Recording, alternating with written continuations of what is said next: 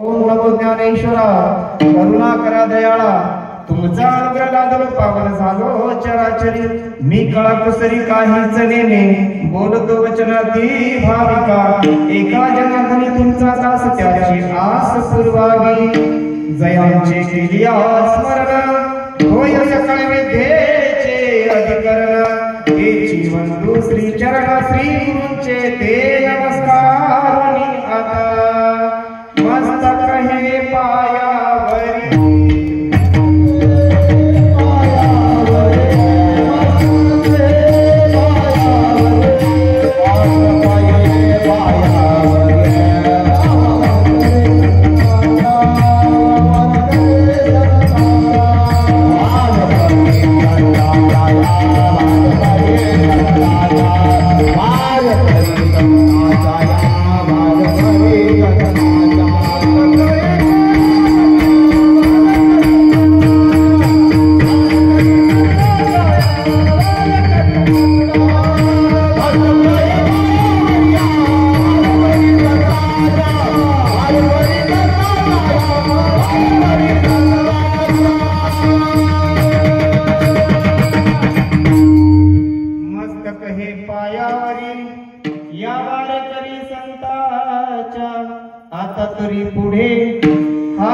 उपदेश नका करू नाश आयुष्याचा सकळांच्या पाया माझे दंडवत आपुलाले चित्त शुद्ध करा।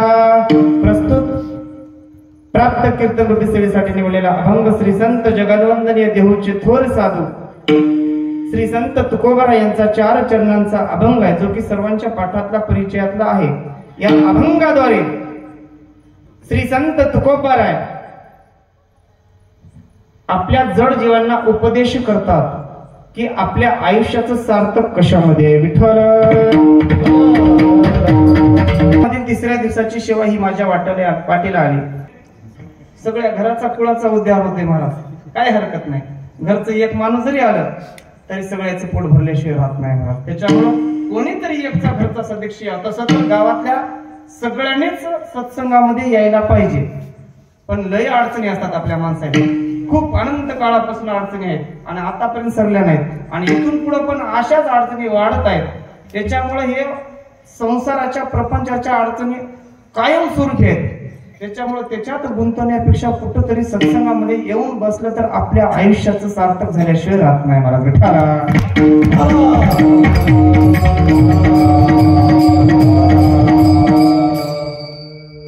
तुमचं सगळ्यांचं धन्यवाद।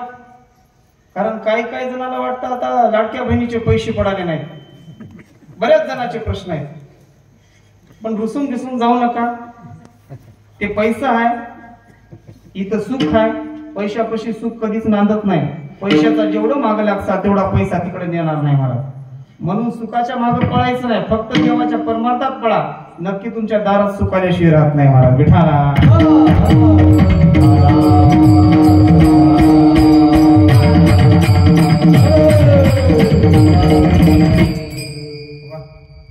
वाजवायचा नंबर 1 महाराज काळबांडे महाराज। योग आलता आमचा मंगरुळमध्ये, त्याच्यानंतरचा आजचा योग महाराज। आमचे टाळकरी आहेत आता 4-5, जर इकडून यायच्या संस्थेवरचे जर पोरं असते महाराज तर याच्यापेक्षा खूप आनंद झाला असता, काही हरकत नाही। सगळ्याचा करता धरता जरी ब्रह्मदेव असला एक तरी सगळे हे फांदे आहेत आपल्या, पण तसे आमचे कार्यकर्ते एक महाराज जरी असते तर सगळे मुलं आल्यासारखे आहेत महाराज। आम्हाला आनंद आहे, तुमचं पण धन्यवाद। कारण आम्ही सगळेजण बोलणार, गायनाचार्य 1 2 3 4 मी 5, ह्या सगळ्या गोष्टी आल्यानंतर सगळ्यात महत्वाचं कार्य असतं ते आमच्या मृदंगाचार्यांचं। आणि खूप दिवसापासून त्यांची इथं सेवा आहे, कारण तुमचंही भाग्य लागतं महाराज, एवढा सुंदर नाही। ही आपली परंपरा कुठेतरी मोडायला पाहिजे। ज्ञानेश्वर महाराजांनी एवढ्या ग्रंथामध्ये सगळ्या शेवटी हरिपाठ ग्रंथ आपल्याला म्हणजे छोटासा दिलाय। कुठंतरी आपल्या जडजीवाचा ते हरिपाठ वाचल्यानंतर तरी उद्धार व्हावा याच्यासाठी हरिपाठ। कमीत कमी कुठं काही नाही झालं तर घरी बसून कमीत कमी 10 ते 15 मिनिटं लागतात हरिपाठाला।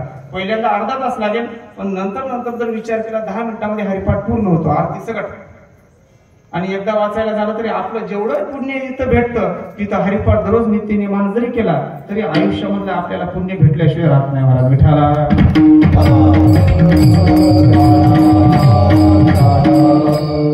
सगळ्या गावकरी मंडळी, सरपंचराव, उपसरपंचराव, कमिटीतले सगळे सदस्य राहू द्या किंवा आमचे ज्येष्ठ राहू द्या किंवा अमृत ज्येष्ठ कळते ना, कारण मी तुम्हाला माहित नसेल मी लपून ठेवत नाही, मी आहे कंडक्टर मध्ये म्हणून अमृत ज्येष्ठाचा मला अभिमान आहे महाराज. कारण सगळ्यात जास्त कोण आहे एसटी मध्ये बसणारे? नाही हो, बाया जास्त आहेत. अमृत ज्येष्ठ आहेत पण आमच्या बाया माणसाला येऊ देत नाहीत, आल्या तरी तिकीट काढू देत नाहीत. तिकीट जर बाबाला काढा म्हणलं तर बाबा म्हणते तिकडे मालकीनीकडे तिकीट. वा, सगळ्यांचं धन्यवाद महाराज. आणि महत्वाचं म्हणजे विनेकरी असू द्या किंवा आमच्या निळ्याची भजनी असू द्या, जोगदान महाराज त्यांची पण उपस्थिती आहे. कुठेतरी वाटलं आपल्या निळ्यामध्ये कीर्तन होतं महाराज, पण योगायोग दिवसा कीर्तन, पूजेचं कीर्तन, धावतं कीर्तन. बाबा पूजा करायची पळायचं, म्हणजे आपल्याला कोणतं कार्य सिद्धीला न्यायचं असेल की पूजा उभं घाईघाईनं करतो, पण घाईमध्ये पूजा करण्यापेक्षा चांगली जर व्यवस्थित केली. आता देवाची पूजा करताना कसंही देवावरून पाणी देवाला बुडवायचं काढून ठेवायचं, बरोबर. लय घाई असल्यावर दोन नवरा बायको म्हणजे एका नवरा आणि बायकोचा दोघाचा गुरु एक आहे, पण पूजा दोघाची वेगळी असते. बायको पदशीर पूजा करणार पण नवरा नाही, आला की बुडबुड बुडबुड करणार, रामकृष्णारी म्हणणार निघाला कामाला. पण आमच्या माऊलीची पूजा बघा, फुलं बिलं मस्त सगळी पूजा, पण ते बी करणारी असली तर, नाहीतर ती देवही धुत नाही, स्वतःचेच केस इतरीत नसल्या देव पाहणार आहे. काय पद्धत आहे? पूजा तेवढी तरी कमीत कमी चांगली करा तर ते कार्य सिद्धीला जात. नाही तर धावती पूजा म्हणजे आपलं धावतं युग आहे, त्याच्यानुसार पूजा करू नका. कमीत कमी 5-10 मिनिटं द्या. आयुष्यातलं सगळं आयुष्य अर्ध झोपीत चाललंय, अर्ध असं चाललंय, आणि काही काही दिवसा झोपाले. दिवसा झोपलं म्हणजे हे अर्ध आणि ही ह्याच्यातलं अर्ध. त्या 4 घंट्याचा आनंद घ्या आणि आयुष्य जगायची सुरुवात करा. सगळ्यांचं धन्यवाद बाबा. सगळ्यांच्या चरणी दंडवत घालतो आणि मी माझ्या कीर्तन सेवेला सुरुवात करतो.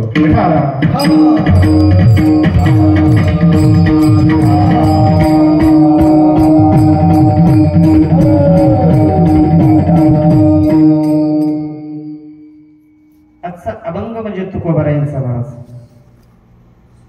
कारण अभंग निवडायचं कारण आयुष्यामध्ये कोणालाच कोणाचा उपदेश लागू करू शकत नाही आपण एकमेकाला. आपण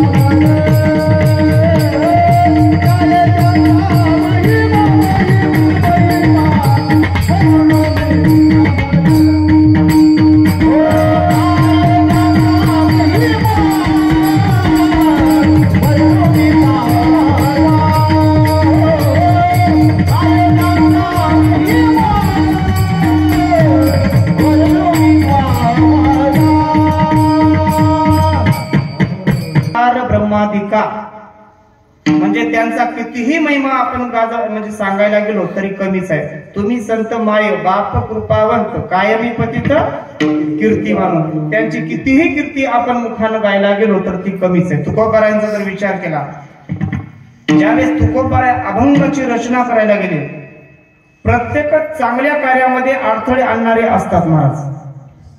एखाद्याला चांगलं काम हातामध्ये घ्यावं आणि त्याच्यामध्ये विघ्न आणणारे खूप जण असतात, पण जाता जाता सांगून जातो परमार्थामध्ये ज्यांनी अडथळा आणला त्याचा कार्यक्रम बरोबर होतो महाराज.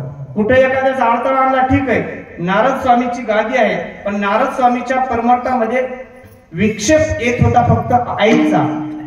आईचा विक्षेप जरी येत असला तरी आईला मरावं लागलं. सापाच्या दंशाला आई नेली नारद स्वामीची, मग आपल्यासारख्या पामराचं काय? म्हणून कधीही परमार्थ करतात त्यांना करू द्या.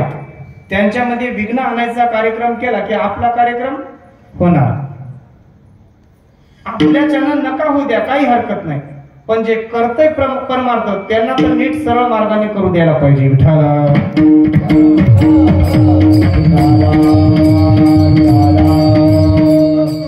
वेद लिहायला लागले महाराज.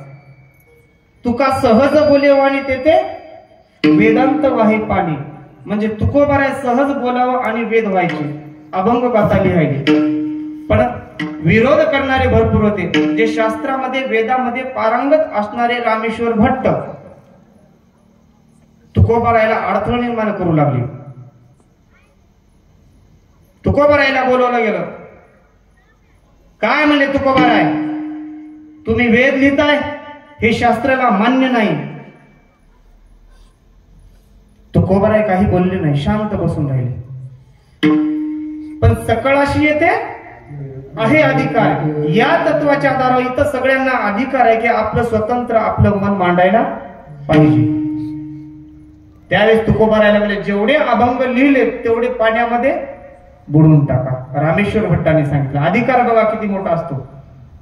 अधिकार मोठा असला तर कितीही मोठा वेद लिहिणारा जरी असला तरी ते चरणावर येते त्या संतांच्या. तुकोबारायला सांगितलं गाता पाण्यामध्ये बुडवून टाका. बुडवायचे तर बुडवायचे, त्याला दगड बांधून बुडवायचे. अंतकरण जड, कष्टानं उभारलेलं एखादं मंदिर, एखादं कार्य जर धुळीस मिटायचं असेल तर माणसाला दुःख होतं.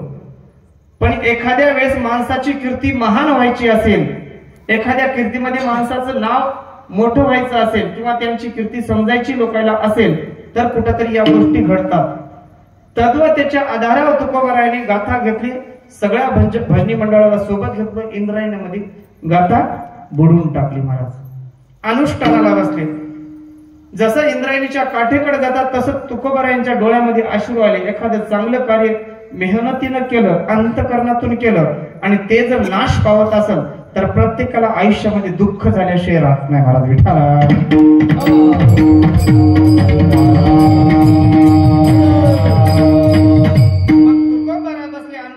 काय करावं सुचत नाही. अंतकरण जड झालं. एवढं आपण मेहनतीने लिहिलो.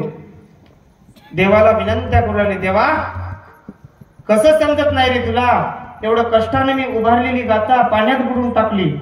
ह्या दुष्टांनी, ह्या लोकांनी जेवण नाही, काय नाही. 1 दिवस 2 दिवस सगळे भजनी मंडळ सोबत, निष्ठावंत वारकरी सोबत, सगळ्याचं अंतकरण जड झालेलं. काय करावं सुचत नाही. तुकोबाराय उठत नाहीत. सगळे हसायला लागले. दुष्ट प्रवृत्तीचे, ना घर ना संसार ना परमार्थ. म्हणजे तुम्ही दोन्हीही केलं नाही नीट. तुकोबारायला हसू लागले. सगळे दुष्ट प्रवृत्तीचे हसायला लागले. तुकोबारायने त्यांची निष्ठा सोडली नाही. अनुष्ठानाला बसले. जेवण नाही, पाणी नाही, काही नाही. 1 दिवस 2 दिवस 3 दिवस 4 दिवस 5 दिवस असे करत करत 13वा दिवस उजळला. पण काय करावं, भगवंताला वरून यावं लागलं. महाराज 13व्या दिवशी जशी दगडासहित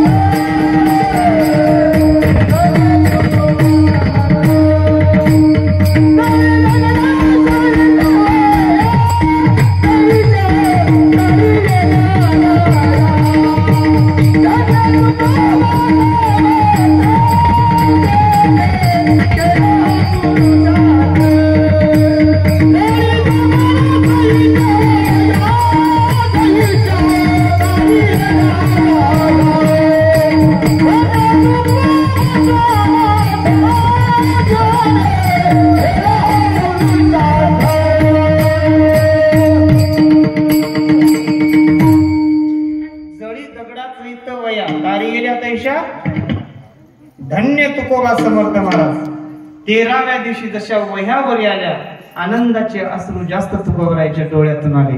त्यावेळेस रामेश्वर भट्टाला कळालं तुकोबारायचं सामर्थ्य काय आहे.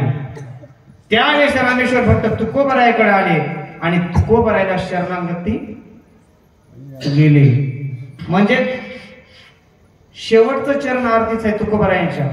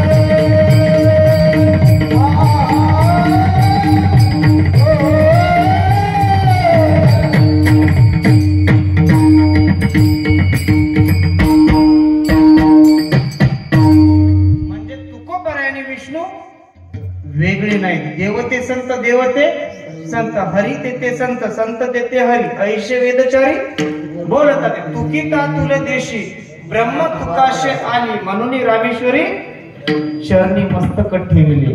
ते तुकोबराय आज आपल्याला उपदेश करतात. बाबा काहीतरी आयुष्याचं आपण सार्थक केलं पाहिजे. मग आपल्या सरकारने उपदेश करावं आणि साधू संतांनी उपदेश करावा, याच्यात खूप फरक आहे महाराज. साधूंचा विचार करा. अहो साधूचा मुद्दामून उपदेश तर सोडाच. तुकोबराने सहज उपदेश, सहज बोलणे हित उपदेश करून सायास शिक. तुकोबराने सहज बोलव, जा तू जर परमार्थ केलास तर तुझ्या आयुष्याचं सार्थक होईल. जा तुझ्या आयुष्याची, तुझ्या आई वडिलांची सेवा कर, तुझ्या आयुष्याचं सार्थक होईल. कोणत्याही संतांनी सहज बोलावं आणि आपल्या आयुष्याचं सार्थक व्हावं. पण आपल्यासारख्या पामराने जर सहज बोललं तर एखाद्या आयुष्याचं वाटोळ होते का नाही? होय ना, गुन्हाच आहे काय वा. पण आमचे राग येते, जे सत्य आहे ते सांगतो. वाटोळ आपल्या बोलण्यानं होतं. सहज जरी एखाद्यानं बोललं तरी एखाद्याचा संसार तुटू शकतो. बघायचे सांगतोच मग उदाहरण. एक माऊली वयस्कर आजी आंब्याच्या झाडाखाली आंबे राखत बसली. काय करायली? आंबे राखत. मग आंबेच राखाव ना, आंबे राखत बसली. पण नवीन एकाचं लग्न झालेलं, बायको सुशिक्षित, मुलगा पण शिकलेला, पण नोकरी नसल्यामुळं शेतामध्ये करतो. दररोज बायको डबा घेऊन जायची नवऱ्याला. त्या म्हातारीने एक दिवस पाहिलं, 2 दिवस पाहिलं. तिसऱ्या दिवशी जेव्हा ती डबा घेऊन यायला गेली नवऱ्याकडे, त्या दिवशी म्हणजे बाई इकडे ये बरं. बसल्या जागी बघा ना, तिला बोलवलं. काय म्हणली? तू लहानी सून का? हो म्हणली. काय ग म्हणली? तुझ्या मोठ्या जावाकडे पाहिली का तू कधी? हो म्हणली आजी, पाहिलं ना, मी दररोज बघते म्हणली. पण तुझ्यामध्ये तिच्यामध्ये काही दागिन्यामध्ये फरक वाटतो का नाही तुला? तिला म्हणजे काय झालं? वाटतो. मग तुला माहित नाही का? तुला कसं कळत नाही? तुला एका पोतीवर, एका झुमक्यावर ठेवलं आणि तिला नाही तेवढे सगळे दागिने आहेत. म्हातारीला बोलायला लागले. बघा तिच्या डोक्यात सटकलं की, सुशिक्षित असून सटकलं. कुठं पण जा, एखाद्या वेळेस माणूस कितीही उच्च लेवलचा असला, एखाद्या दुष्टाची संगत घडली की त्याची डोक्या मेंदू मातीत जाते. भीष्माचार्य फक्त अन्न खाऊ लागला दुर्योधनाचं, पण बुद्धी वाया गेली. त्याच्यामुळे शेवटी मरावं लागलं. पण असं झालं त्या आजीनं म्हणल्यानंतर डोकं सटकलं तिचं. काय करावं? पाटकून ताडकण्या उठली, गेली शेताकडे, ताडकण्या भाकर फेकली नवऱ्या पुढं. नवऱ्या मुला दररोज चांगली होती ना, आज काय झालं? अंगात आलं काय म्हणलं आईच्या? सुशिक्षित अंगात येते बरं. लय काम करा वाटणं गेलं एखाद्याला की मागं म्हणायचं भूत लागलं, बाहेरचं झालं, अंगातलं झालं, होतंय अंगात. पण काय काय वेळेस नखरे आहे तर, पण काय काय वेळेस वाटतं नाही गडे खरंच दुखत असेल. नवऱ्याचं प्रेम असेल एखाद्या, नवरा म्हणते नाही नाही माझ्या बायकोचं दुखालंय, पण नंदा सासू म्हणू लागला हिचं काय दुखणार? नवरा म्हणते माझी बायको आहे मला माहिती आहे. पण एखादेच राहते, पण आपल्या इथं कोणी नाही, एखादीच राहते नाटक करणारी, आणि एखादाच राहते आमचा पट्ट्या नाटक करणार. गेली धाड कने टाकली भाकर. पोराला वाटलं सुशिक्षित होता, सुशिक्षित मुलगी होती. काय झालं? काय हो म्हणे तुम्हाला समजत नाही का? अक्कल कुठे गेली का म्हणे? अरे म्हणजे एवढं शिकून शिकून अक्कल नाही म्हणून शेतात बसलो, आणि हिला अक्कल कळाली काय मला 2 दिवसात. विचारलं तिला, प्रेमानं विचारलं. सुशिक्षित लोकांची भाषा चांगली असते, आणि अडाणी जरी असेल, एखादे आई वडिलांचे संस्कार चांगले असतील तरी ती पोरगी चांगलं बोलू शकते. विठाला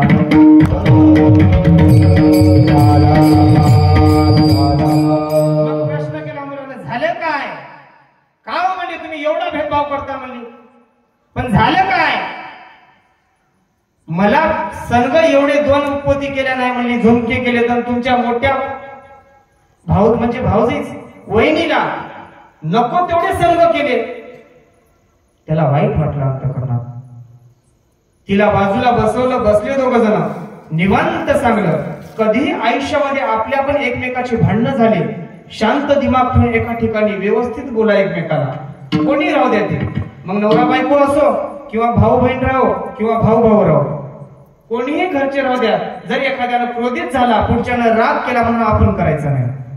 कालचा व्हिडिओ एक गाजू लागला, भाऊ भाऊ सख्खे फक्त प्रॉपर्टीसाठी एकाहून एक मारायला एकमेकाला. सख्खे भाऊ, एखाद्यानं जास्त घेतलं तर येऊ द्या ना, आपलाच भाऊ आहे, काय हरकत आहे? दुसरा मूर्ख झाला म्हणून आपण व्हायचं नाही. त्यानं नालायक झाला तर होऊ द्या, आणि त्याच्या संग तुम्ही नालायक बनवल्या, दोघात काय फरक आहे?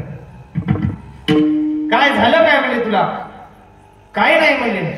मग त्या सुशिक्षित म्हणजे हुशार मुलगा होता, किंवा एखादा संस्कारिक राहतो, आई वडिलांचे चांगले जर संस्कार मुलावर असतील, अडाणी जरी असेल, जरी शिकलेला नसेल, तरी ते चांगल्या प्रकारचं बोलू शकतो, वागू शकतो. त्या मुलांना प्रश्न केला, हे बघ म्हणले तुला वाटते तसं काही नाही, तुला एक सांगतो म्हणले, आमची आई, माझी आई माझ्या लहानपणीच वारली. काय म्हणला? माझी आई माझ्या लहानपणीच वारली, पण माझा मोठा भाऊ होता, त्याचं लग्न केलं, आणि जी वहिनी आली तिनं आयुष्यभर मला मोठं केलं, आपलं लेकरू म्हणून प्रेम दिलं, आम्हाला आईची माया दिली, कधी आईची आठवण येऊ दिली नाही. आम्ही दोघा भावानं रात्रंदिवस मेहनत केली, आणि सगळे दागिने तिला केले. तिला खरंच वाटलं नाही गडे, बरोबर आहे, यांना तर आई नाही, खरंच जीव लावला असेल, आईप्रमाणे वहिनीनं जीव लावला म्हणून त्यांनी एवढं केलं. हे बघ म्हणे, आज आपल्यापाशी जरी कमी असेल, उद्या आम्ही दोघांना कमवू, तिच्या एवढे दागिने तुला करू. तेव्हा तिला वाटलं खरंच आपली चुकी झाली. नम्रतेनं माफी मागितली. का हो म्हणले, जाऊ द्या, माझं चुकलं ना बोलणं, मी माफी मागते तुमच्यावर. नवऱ्याकडे माफी मागितली. बर झालं काय म्हणे तुला एवढं अचानक कस काय? काय नाही म्हणले, येऊ लागले, दररोज मी येत होते, पण कधी मला ती म्हातारी बोलली नाही, पण अचानक आज काय आलं की म्हणले मला बोलायला लागली. म्हणजे भावानं काटूकच काढली, एवढं चल मला कुठं गेले, निघाली घराकडे. घराकडे निघाली की म्हातारी आंब्याला टक लावून बघाली. अरे म्हणला आजी, चांगलं बोलला पाहिजे. गेले आंब्याखाली. आंब्याखाली गेल्यानंतर मस्त बसल्या. म्हणला काय म्हणला, काय आमचे भांडण लावायचे होते काय? आजीनं प्रश्न केला. आजीला प्रश्न केला बरं, आणि काय झालं रे बाप्पा?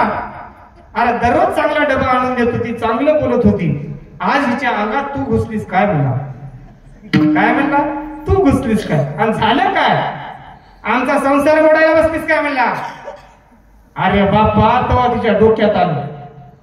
हे बघ म्हणली, ती जाऊ लागली, मी दररोज पाहत होते, पण उग जाता जाता सहज तिला बोलले. काय म्हणले? सहज बोलले. म्हणजे आपल्या सरकारने सहज बोलावं आणि एखाद्याचा संसार तुटावा, हे आपल्या आयुष्याचं सहज बोलणं आहे. मला उपदेश तर लांबच राहिला.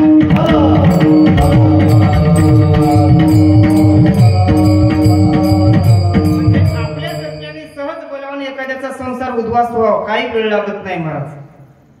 बोलताना कधीही आपण व्यवस्थित बोललं पाहिजे. आपल्याला देह एवढा चांगला दिलाय, पण एकच गोष्ट चांगली दिली, बोलण्यासाठी मुख दिले. एक तर मुखानं खाता येतं, चांगलं बोलता येतं, नाहीतर जीभ चावता येते. एवढे कार्यक्रम करता येतात, पण सगळ्यात चांगली जर गोष्ट कोणती असेल तर आपल्या मुखातून सांगता येतं, बोलता येतं. आणि बोलण्यावर ज्याचं चांगलं प्रभुत्व आहे ते आयुष्यामध्ये वरच्या लेवलला राहिल्याशिवाय राहत नाही. नम्रतेने ते बोलला, नम्र झाले भूता त्याने कोण दिले अनंता. कृष्णदेवासोबत अर्जुन फिरायला गेले. अर्जुन फिरायला गेल्यानंतर दुसरा एक सेवक सोबत होता बाबा. सेवक सोबत असताना सगळ्यांची बारी लागली. आता तू उभं टाकायचं, 4 मिनिटे थांबायचं, नंतर कृष्णाचं बारी. सगळ्यांनी पहिल्यांदा त्या सेवकाची बारी आली. रात्री जागरणाला उभं टाकले. सेवक अशी रात्रभर पाळी त्याची उभं इकडे तिकडे फिरायला. तिथं एक राक्षस प्रकट झाला महाराज. पण त्या राक्षसाचं तत्व असं होतं, त्याला नम्रतेनं घेतलं की लहान होणार, आणि जसं जोरात बोललं त्याचं शरीर वाढणार. हे राम कृष्णाचे सेवक, त्याला वाटलं माझे कृष्ण आहे, काय करावं. राक्षसाला जोरजोरात बोलायला लागला. हा म्हणला, देवराय झोपलेत, मला अजिबात करता करायचा नाही. राक्षस भला मोठा फुगला की 2 थापडा दिल्या त्याला. थापडा दिल्या त्याचे 4 घंटे संपले. 4 घंटे संपले की अर्जुन उठले. पण त्यानं सांगितलं नाही बरं राक्षसा आता मी खाली मुंडी घालून मार खाला, अजिबात सांगितलं नाही. अर्जुनाची बारी आली. अर्जुनाची बारी आल्यानंतर अर्जुन मस्त फेरी मारायला लागले की प्रकट झाले राक्षस. अय म्हणले, तू लवकरात लवकर हाया म्हणले. अर्जुन म्हणले, हे बघा म्हणले, आमचे कृष्ण परमात्मा झोपलेले आहेत आणि आता मला जाता येत नाही. तुम्ही जात असलं जा, नाही तर बाण काढून हाणीन. अर्जुन होते ते. राग आला त्याला, भरकून फुगला राक्षस. परत मला तू चाललास की कसं. परत राक्षस मोठा 2-3 अर्जुनाला इकडून हल्ले. अर्जुन खालीच पडला. आता हो परत त्याची बारी संपली. कृष्णदेव उठले महाराज. उठल्यानंतर मग त्यांची बारी लागली. दोघेच झोपले, पण सांगितलं कोण नाही. जसा राक्षस प्रकट झाला तसं कृष्णदेवाने त्यांना प्रश्न केला. का हो म्हणले, कस काय येणं केलं, तुम्ही इथली जागा लवकरात लवकर सोडा. कृष्णदेवाला माहित होतं, त्याचं अंतःकरण समजून घेतलं. जसं त्याला नम्रतेने का म्हणले, पामर होत आम्ही तुमच्या आसऱ्यामध्ये इथं बसलेला होता, आम्हाला आजच्या दिवस आसरा द्या, आणि तुम्ही जर आसरा दिला तर आमची आजची रात्र निघून जाईल. नम्रता घेतली की जरासा मोठा होता ते खाली झाला. छोटा होत होत एवढं नम्रतेने बोललं, त्याच्या अशा दस्तीमध्ये बांधलं, त्या राक्षसाला ठेवलं. दिवस उजळला. सगळे दोघं तिघं उठले. अर्जुनानं प्रश्न केला, राक्षस सकाळी आला नाही का. दोघाला वाटलं होतं कृष्णाला पण असं घडल, पण ते देव होते महाराज. तिघांनाच प्रश्न केला. अरे म्हणले, ज्याच्या पुढे नम्रतेनं आपण जर गेला, जर शत्रू जरी असतील तरी आपले ते मित्र झाल्याशिवाय राहत नाहीत महाराज. विठाला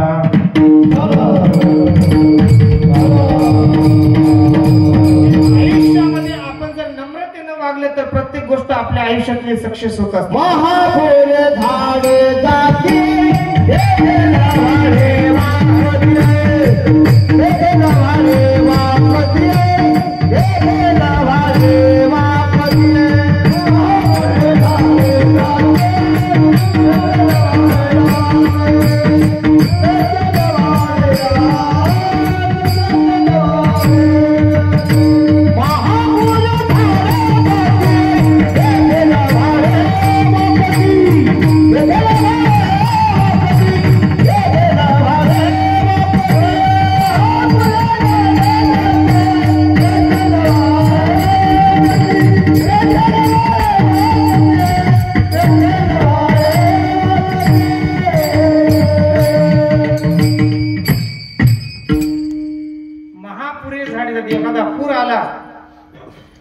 की मोठे झाडं वाहून जातात, पण छोटे लवाळ काय राहतात तिथंच बसतात महाराज. म्हणजे जेवढं आपण नम्रतेनं जर राहिला तर आयुष्यामध्ये सगळ्यात श्रेष्ठ आपल्याला पदवी भेटतो.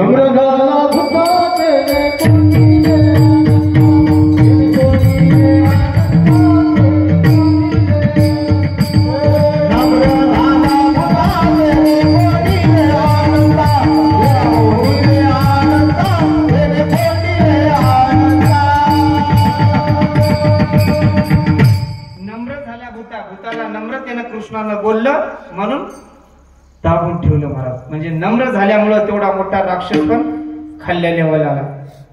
मग आपण बोलताना कसं बोलावं माऊली सांगतात. साच आणि मवाळ बिथुले आणि रसाळ शब्द जैसे कल्लोळ मुखी अमृताची वाणी देह देवाचे तुका म्हणे सुख परावया सुखे अमृत हे मुखे स्त्रवत असे. म्हणजे आपण अमृतासारखं बोललं पाहिजे. आपली वाणी साथ चांगली राहिली पाहिजे. बोलताना कुठेही नम्रतेनं एखाद्यानं उर्मट भाषा वापरली असेल तरी आपण त्याला नम्रतेनं बोललं पाहिजे. एकदा दोनदा तीनदा बोलत तिसरी वेळेस तरी म्हणेल अरे आपण एवढं बोलायला आपल्याला लाज नाही का. त्यावेळेस त्यानं पण नम्र झाल्याशिवाय राहत नाही. एखादा आलाच तर मग थोडीफार वापरायची पण तेवढाही त्या गोष्टीचा अतिरेक होऊ नये. म्हणजे कोणतीही गोष्ट बोलताना आपल्या मुखातून चांगल्या गोष्टी आल्या पाहिजे. नाहीतर भांडणं लागाव माणसाचे ते सोडा. आमच्या मावल्याचे भांडणं जर एसटीत लागले तर ते मलाच माहित आहे. तुम्ही एक दिवस प्रवास करता पण मी दररोज प्रवास करतो. याचे भांडणं लागावून तुम्ही ऐकावं. याची बोलण्याची पद्धत तुमची श्रवण भक्ती. श्रवण भक्ती श्रेष्ठ आहे. नवदा भक्तीमध्ये एक भक्ती सांगितली पण ते काय बोलावं काय ऐकावं हे बी कळायला पाहिजे. उगाच भापड कथा ऐकण्यापेक्षा कुठं सत्संग कुठं चांगल्या गोष्टी ऐकल्या तर ठीक आहे. नाहीतर एसटी मध्ये आमच्या माऊलीचे भांडणं ऐकले तर ते आपल्या सार्थकीला येत नाही. आपल्याला कळत नाही त्याची भाषा. किरसुने चप्पल तोंडे लय भाषा. हे बोलाय गेलं तरी मी म्हणायचं मावशे जरा शांत बसाव. त्याला काय माहित आहे अय म्हणले कंडक्टर तुमचं तुम्ही तिकीट फाडा. हरकत नाही तिकीट फाडतो. लगेच आमचे कोणी सोबत असले सहकार्य म्हणतात अहो मावशी ते कीर्तनकार आहेत असतात ते तिकडचे. इथं काय आहे कंडक्टर. आमची मावशी नवऱ्याला घेऊन गेली. वारकरी होता. दवाखान्यात गेलीत ते गेली. गप तरी बसा कुठं. घरी ते दारी सारखंच कुठंच गप बसणार आहे बाबा. किती सांगा बोलू नको म्हणलं की मावशी बोलणार. बोलू नको आजी म्हणलं की बसणार. बसू नको म्हणलं मध्ये अख्खी बसणार. ऐकत ना. गेली डॉक्टरापाशी. जशी डॉक्टरापाशी गेली डॉक्टरांना सांगितलं यांना चेक करा ताप आलाय. डॉक्टरांनी चेक केलं औषध गोळ्या दिल्या. औषध गोळ्या दिल्यानंतर त्यांनी सांगितलं मार्गदर्शन केलं ही गोळी या टाइमला प्यायची. जेवण 2 टाइम करायचं. जेवणाच्या अगोदर ही गोळी प्यायची नंतर काही गोळ्या प्यायच्या. आणि हे जर केलं तर तुमचं दुखणं जाते. त्या बाईनं गप्प बसा की नाही म्हणजे डॉक्टर. आणि मी हे दररोज सांगाले पण हेनं ऐकलं नाही. येणं जर ऐकलं असतं तर तुमच्या मड्यावर पैसे घातले नसते. म्हणजे बोलण्याची पद्धत डॉक्टरच्या समोर असं जर बोललं तर कसं होणार आहे मला. बोलताना नम्रतेने जर बोललं तर पुढचे माणसं वागतात. आपण जर एसटी मध्ये समजा यदा कदाचित भांडणच झाले पुढचा माणूस भांडणं जरी करतात. आज तुम्हाला शीट भेटू द्या. आज तुमच्यापाशी सुख आहे पण उद्या तुमच्या आयुष्यात दुःख येऊ शकतं. आज सुख आहे म्हणून दुसऱ्याचं दुःख पाहून आपण हसू नका. आज आपण सुखी आहात दुसरं जर आनंदित नसेल तर आपलं मन असं उत्साहित होऊ देऊ नका. आज तुमच्या पदरात सुख असलं तरी उद्या दुःख येऊ शकतं. आणि ज्या दिवशी सुख आहे पण पुढं आपल्या आयुष्यामध्ये दुःख आलं आणि एका दिवशी दुःख जरी असलं तरी पुढं आयुष्यामध्ये सुख येऊ शकतं. आज आपल्याला वाटतं देवाने मला एवढा परमार्थ करायलो पण माझ्या आयुष्यामध्ये सुख नाही. आज तुमच्या प्रारब्धामध्ये जर दुःख असतील तरी उद्या सुख राहू शकतात. प्रत्येक दिवस सारखं नसतात. आज परिस्थिती तुमची वाईट जरी असेल तरी उद्या बदलू शकते. आमच्या आजीच्या काळामध्ये आम्हाला एक चपाती भेटत नव्हती खायला.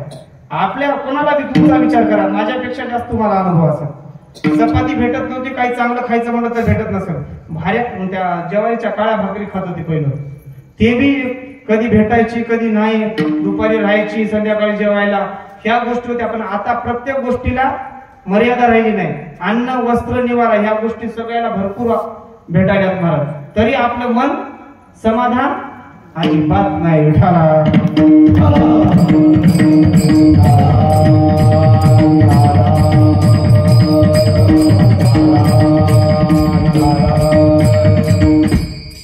मग एवढं असताना आपल्याला विचार वाईट गोष्टीचा करायचा नाही. सगळं देवानं दिले ना.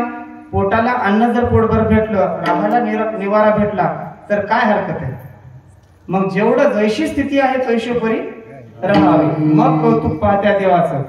तुझं मोकलीचा ऐसा म्हणजे पती लक्ष्मीचा म्हणजे सगळ्याला जाणतंय देव, कोणाचं काय आहे, कोणाचे काय कर्म आहेत, कोणाचे काय उद्योग आहेत, कोण काय कराले, कोण किती पाप कराले. प्रत्येकाला वाटतं मी अंधारात पाप करालो, पण चंद्रनारायण पृथ्वी बघणारे असते. दिवसा करा, कोणी माणसं जरी नसतील तर सूर्यनारायण बघत असतो महाराज. कधी आपण विचार करता आपल्याला कोणी पाहिलं नाही, पण पाहणारा ते आहे. तुमचे भोग किती वाईट करा, तुमचे भोग तुम्हाला भोगायला येणार आहेत महाराज. विठाला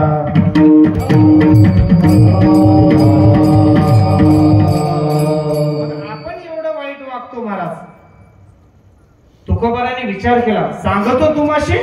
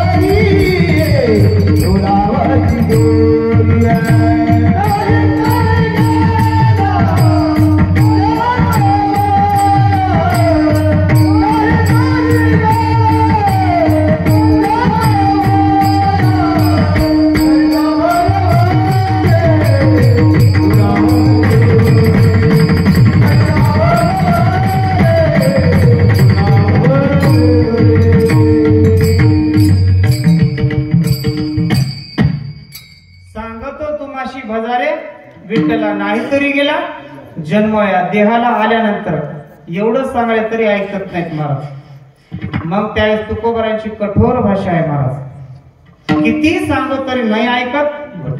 पुढे शिंदोळीचे एवढं नाही ऐकलं तर लई अवघड म्हणतात. काय मागे गेली होती याचा अर्थ जर चांगला काढा, म्हणजे भूत म्हणजे एखादं पिशावणी पोरग वागायला लागलं, काय भूताच्या पोटचा आहे श्रीमंत, त्याचा आधार म्हणजे एखादा मुलगा वाईट वागायला सुशिलो मात्र पुण्य न.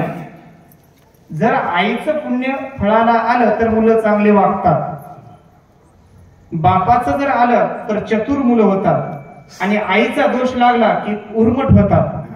हे पण लक्षात ठेवा, जसा दोष लागतो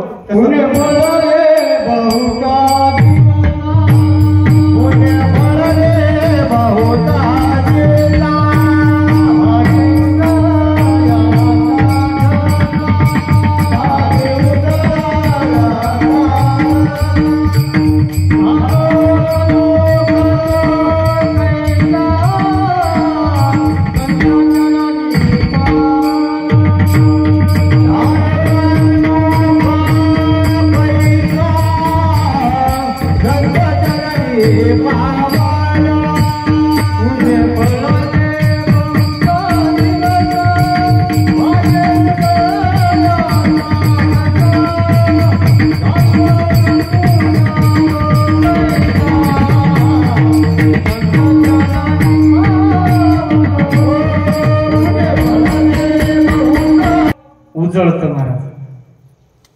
मग आपण ज्यावेळेस वाईट वागायला लागलो, आपल्या प्रत्येक जर विषय गेला आपल्या धर्मामध्ये, म्हणजे हिंदू धर्मातले सगळ्यात जास्त व्यसनी झालेत लोक. मद्यपान करणं सगळ्याचाच. प्रत्येकानं जर आपण जरी दोषी नसलो, एखाद्या चलत चलत पुढच्या माणसानं जर पिलेली असला गाडी चालवत असला तरी पुढच्या माणसावर जाऊन ठोकणार, मग दोघांचा ऍक्सिडेंट होणार. म्हणजे कशामुळं? एखादा दारू पिल्यामुळे दुसऱ्याचा सत्यानाश झाला. एकतर स्वतःचाही व्हायलाय आणि दुसऱ्याचा पण. एकतर धनसंपत्ती जाते, दुसरी इज्जत जाते, आणि तिसरं म्हणजे आपलं शरीर खराब होते. याच्या पुढचा जर विचार केला, काही काही लोक एवढे व्यसनी राहतात महाराज. पत्त्याचा डाव ते राजाच्या काळामध्ये जेव्हा महाभारतामध्ये गीत खेळलं गेलं, म्हणजे असे गुरगुडी मटका होता, त्या मटक्यामुळे द्रौपदीला डावावर ठेवलं आणि त्याच्यामुळं महाभारत घडलं. मग मला सांगा, हे द्वित खेळणं आपल्या कलियुगामध्ये चांगलं नाही. आणि म्हणायला गेलं दुसऱ्याला ते म्हणतात पहिल्याच्या काळात खेळत होते. अरे पहिलंच काय सांगाल, ते सत्ययुग कृतयुग ते वेगळा काळ होता. पण आताचा कलियुग आहे. आपण जेवढे अपराध करायला जाऊ तेवढे आपल्या भोगायला येणार आहेत. मला विठाला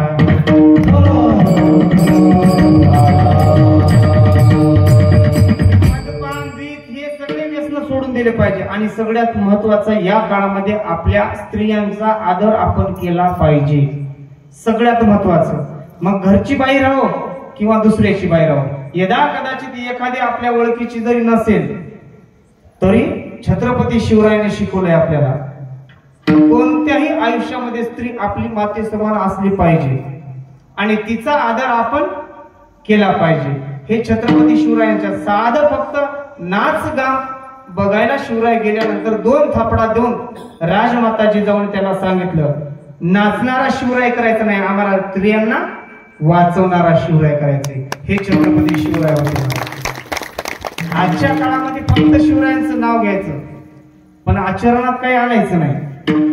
ज्या दिवशी आपल्या मुखामध्ये शिवरायांचं नाव आलं त्या दिवशी सगळ्यांना आपल्याला कळालं पाहिजे की प्रत्येक माणूस हे माझा भाऊ, हे माझी बहीण, हे माझं दैवत आहे म्हणून जर जगलं तर आयुष्यामध्ये छत्रपती शिवरायाचं आचरणात आणलं हे मात्र शिद्धीला गेल्याशिवाय जात नाही. मला विठाला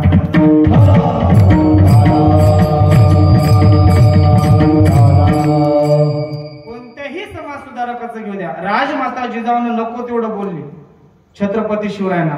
अहिल्याबाई होळकरांचा जर विचार केला, स्वतःच्या मुलानं अपराध केला म्हणून हत्तीच्या पायाखाली अहिल्याबाई देऊ लागल्या. मग त्या थोर माता होऊन गेल्या. मग आपले संस्कार आपल्या मुलावर असले पाहिजे. 5 वर्षापर्यंत मुलाला अजिबात मारायचं नाही. 5 वर्षाच्या नंतर मुलगा चुकला की ठोकायचं. काय मुलगा चुकला की ठोकायचं, नवरा चुकला की आणि बायको चुकली की ठोकायचं. असं करायचं नाही, समजून सांगायचं. 1दा 2दा 3दा. तुकोबारायांचे लय शब्द कठोर आहेत. बोल बोलता वाटे सोपे, करणी करता तसं असते. मला 1दा 2दा समजून सांगायचं, ऐकलं ठीक आहे, नाहीतर जाऊ द्या, तिचं तिचं आपलं. कधीही कोणत्या माणूस दोषी ठरला, एखादा वाईट प्रवृत्तीचा असेल, त्याला आदरातीर्थीनं सोडून द्यायचं. बाबा तुझं माझं जमत नाही, तू तुझ्या मार्गाने जाय, मी माझ्या मार्गाने जातो. आणि दोघांचं वाटोळ होईल, दोघांचे भांडणं करायचे नाही. म्हणून आदरातीर्थीनं एकमेकाला सोडून द्यायचं, पण संगतीत एकमेकाच्या राहायचं नाही. विठाला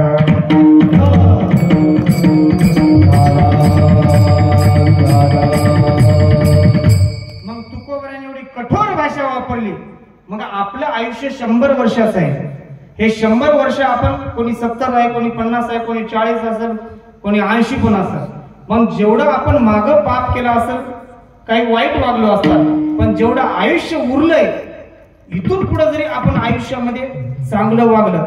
खटवांग रायाशी 1 तास उरला होता तरी त्यांना आयुष्याचं सार्थक करून घेतलं. देवाला विचारलं, देवा मला तुझ्याकडून काही गरज नाही, पण देवाला दैत्यासर्ग युद्ध खेळताना साथ दिली होती. देवांनी म्हणलं होतं काय मागायचं माग. त्यावेळेस खटवांग रायाने एकच मागितलं होतं, देवा फक्त माझं आयुष्य किती राहिलं एवढंच सांग. 1 तास उरला खटवांग रायाशी, फक्त 1 तास उरला. भाग्यदशा अतिशय प्राप्त झाली.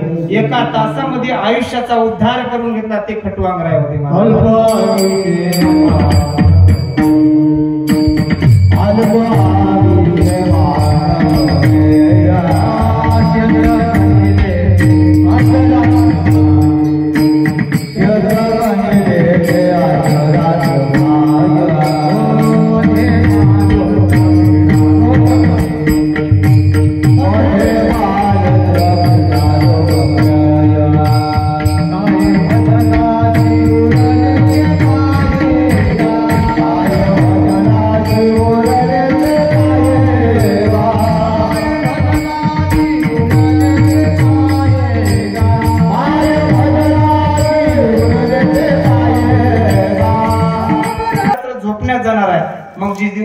म्हणजे आपण दिवसा झोपतो, फक्त शयन करायचं 1 तास, डोळे झापून शांत झोपायचं. डोळे झापून झोपलं तरी 3-3 तास झोप लागते महाराज. पण हे आयुष्य आपलं वाया घालण्यामध्ये आहे. तेच 3 तास जर आपल्या आयुष्यामध्ये काही आनंदाच्या गोष्टी केल्या तर ते पुढे आपल्याला कामाला येतात. झोपीचं कधी कामाला येत नाही. 6 तास 7 तास खूप झाली झोप शरीराला, पण या आयुष्याचं काळ कधी आपल्यावर येऊन पडेल काही सांगता येत नाही. त्याच्यामुळे जे मागं झालंय ते सोडा, पण इथून पुढे आयुष्यामध्ये काय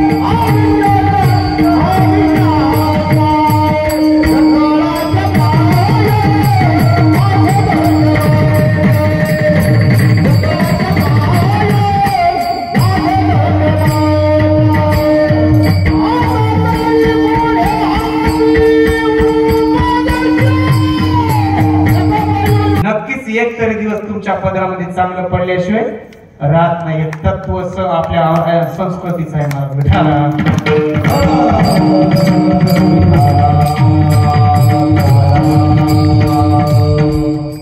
नरदेव हा दुर्लभ जाणा शतवर्षाची त्यामध्ये दुःख यातना काही नाही महाराज.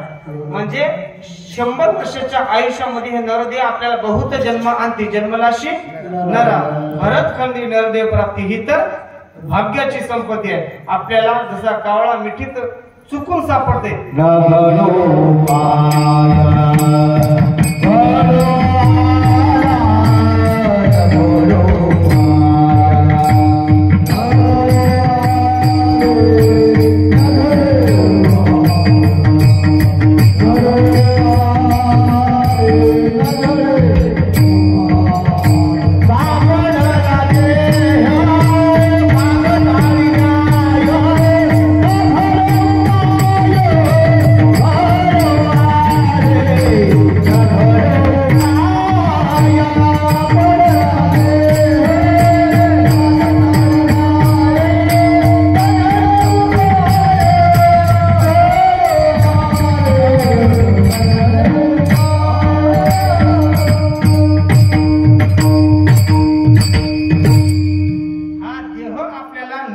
सापडला की आपल्या आयुष्यामध्ये त्या देहाचं आपण सार्थक केलं पाहिजे महाराज.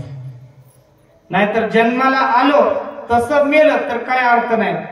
ढोर पक्षी प्राणी येतात आणि मरतात त्याच्यात काय अर्थ नाही.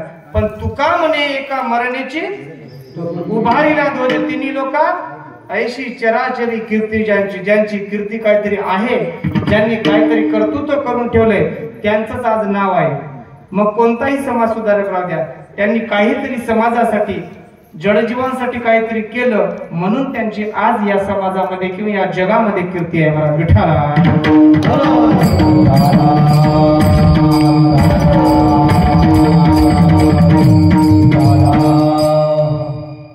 म्हणजे आपण काहीतरी आयुष्यामध्ये आता तरी पुढे हाची उपदेश तुकोबाराय करायला. सासूला वाटतं सुनेला उपदेश करावा पहिल्याच्या काळामध्ये, आता सुनेला वाटतं सासूला उपदेश करावा.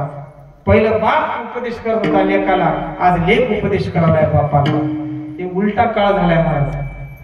प्रत्येकाला वाटतं मी सांगायला मी सांगावं त्याला. पण अधिकारानं मोठा जर असेल एखादा लहान जरी पामर असेल आणि त्याच्यापाशी अधिक ज्ञान असेल, काही चांगल्या गोष्टी असतील, तर त्याचा उपदेश मोठ्या माणसांनी ऐकायला काही हरकत नाही. जर उदाहरण घेतलं, मुक्ताई 6 वर्षाची असून उपदेश कोणाला करते? ज्ञानेश्वर महाराजांना. जरी ज्ञानेश्वर महाराजांना राग जरी आला असेल पण त्यांनी दाखवला नाही, अंतकरणात ठेवला महाराज. त्यावेळेस मुक्ताबाई उपदेश करायला लागला, योगी पावना मनाचा साही अपराध जनाचा. म्हणजे जगाला कितीही अपराध करू द्या, सहन करण्याची ताकद साधूची असते. साधूची सोडली तर सहन करण्याची ताकद फक्त आईची असते. विठाला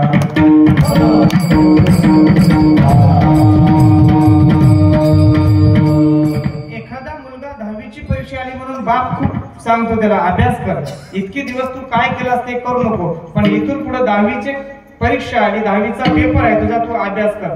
पण मुलगा ऐकत नाही. एकदा समजून सांगतो त्या पानपट्टीवर इकडे तिकडे टवाळक्या मारीत फिरू नको बाबा, अभ्यास कर, तरी ऐकत नाही. दुसऱ्या दिवशी परत उजळतो, परत पोराकडे जातो. हे बाप म्हणले, बजावून सांगितलं त्यांना, आता जर पुढे जाशील तर तुझ्या आयुष्याचं नाश आहे. तुला जर ऐकायचं नसेल तर तुला उद्या काठीनं झोडपितो. दुसरा दिवस गेला, तिसरा दिवस उजळल्या पोरग ऐकाव की ऐकणं अजिबात गेला फिरायला. राग आला बापाला, जसं पोरग आलं तसं 2-3 काटे हाणल्या. मारल्यावर पोराला त्या बापाला वाटलं, वाईट वाटलं, ज्या हाताने मी मुलाला वाढवले त्या हाताने मारावं लागले, खंत वाटली पोटामध्ये. पण काय करावं, एखाद्या वेळेस आपला मुलगा वाईट वळणाला लागला असेल तर त्याला चांगल्या मार्गाला जर लावायचा असेल तर ठोकला पाहिजे.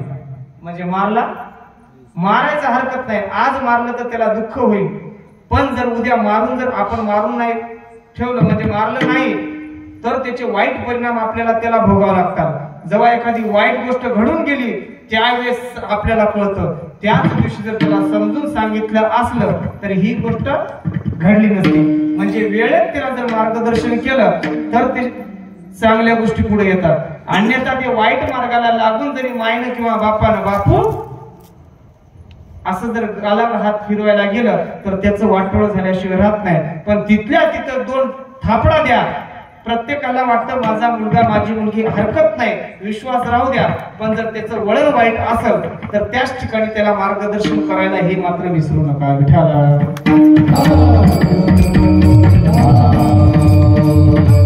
मग त्या मुलाला मारल्या बापाला वाईट वाटलं, आता एवढं मारून पण मुलाला शांत घरी तरी बसावं. परत उजळला दिवस महाराज, परत त्या पानपट्टीवर जाऊन बसला. काय करावं सुचत नाही.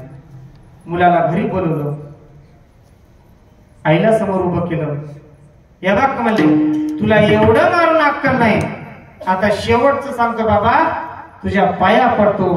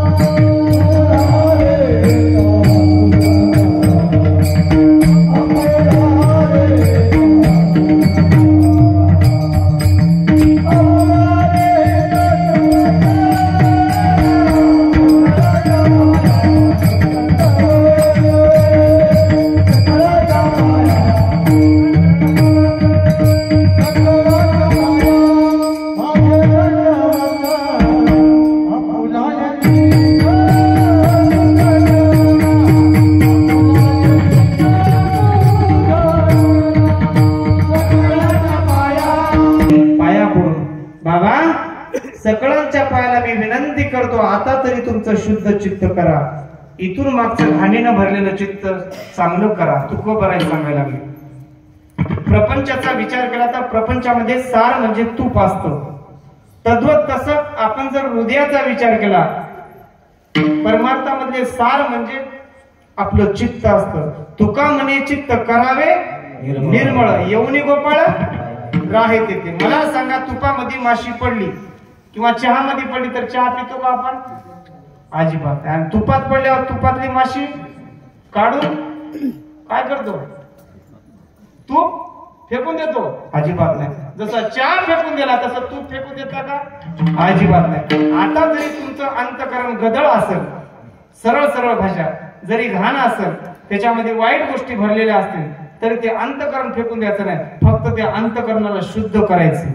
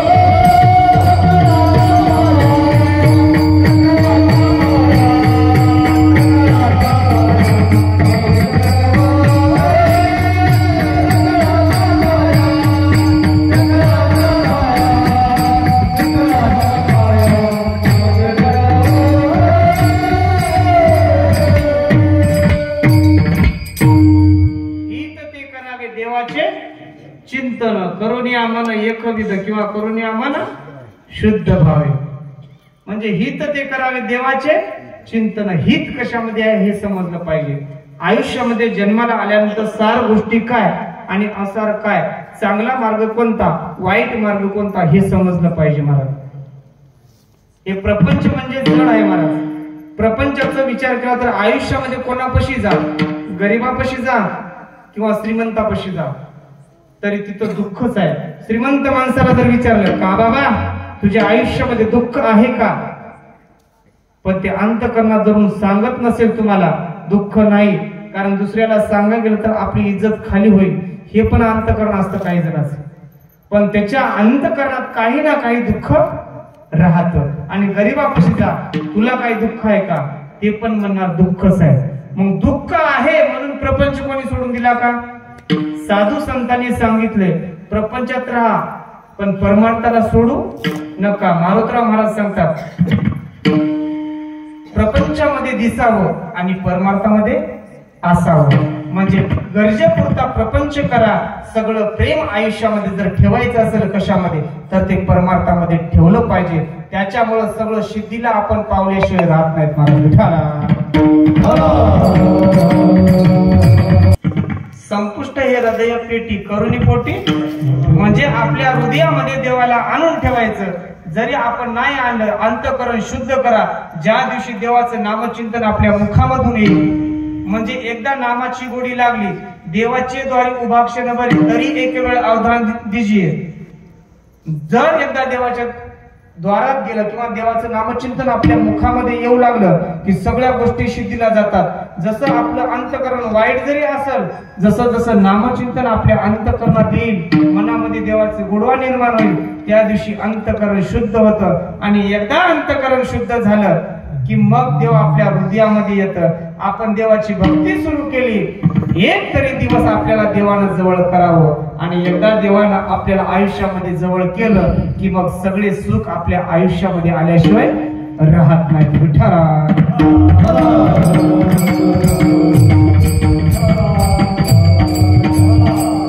हित ते करावे देवाचे चिंतन. पण करून या मन. मनाचं कसं ते प्रत्येकाचं मन. आपण इथं बसलात पण कोणाकोणाचं मन घरी असेल का नाही? कोणाचं मन शेतात असेल. वारीला फक्त आपल्या माऊलीने नवऱ्याला पाठवलं, जा गावातला टेम्पो निघाला आळंदीला जा. पंढरपूरला दर्शनाला जाऊन या. हा पट्ट्या निघाला ते निघाला, पण बसायला कुठे टरकत. बायकोनं बळजबरीनं बॅग भरली, टाकली त्या टेम्पोत, टाकली तर टाकली. हे बाबा जाऊ दे ना, जाऊ दे ना. तसंच बळजबरीनं दुसऱ्या गावात म्हणले हेला घाला म्हणले मला. मग गेला तर गेला अर्धा मधात अर्धा पाय बाहेर, तरी झाली गाडी चालू. इकडंच बघायला जाऊ दे गा. मग आता इथून तिथं गेल्या मागच्या सीटवर बसल्यावर कोणाला गचके लागतात, आणि जर धरून व्यवस्थित बसले तर गचके कमी. एक पट्ट्या बसला ते बसला माग, बसल्या जसा सासरवाडीत बसल्यासारखा मस्त अशी उधळली बस. दंड केल्यावरून खाली पडला, लागला गर्दा कराय. जवळचे सगळे चांगले आणि एकच पट्ट्या उधळला. मग मी माग गेल्या म्हणजे झालं काय, काय नाही म्हणजे गाडी चालवायची पद्धत आहे का. गाडीत बघा गचके रस्त्यात राहतात, कुठं गतिरोधक राहते, नवीन रस्ता राहते, एखाद्या ड्रायव्हरची गलती झाली असं, पण बसण्यामध्ये तोच चुकला होता.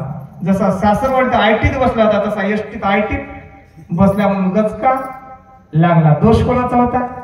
जरी ड्रायव्हरचा असेल तरी अर्धा दोष त्याचा, म्हणजे आपला दोष लपवायचा आणि दुसऱ्याचा दोष दाखवायचा. ही कोणती शाश्वती आहे मला. म्हणून त्याला गचके लागायला लागले. आळंदीपर्यंत दन दन दन दन आदळत गेला.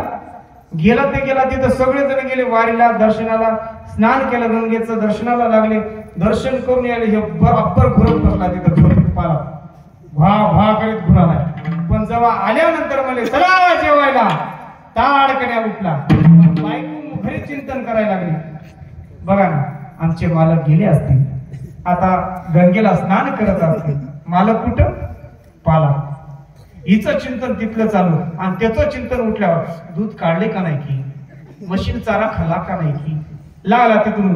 पण याचं चिंतन इथं, म्हणजे देह तिथं आणि चिंतन प्रपंचात. पण ही बाई, ही माऊली घरी, पण सगळं मन देवामध्ये. म्हणजे भक्ती कोणाची घडली? घरच्या माऊलीची.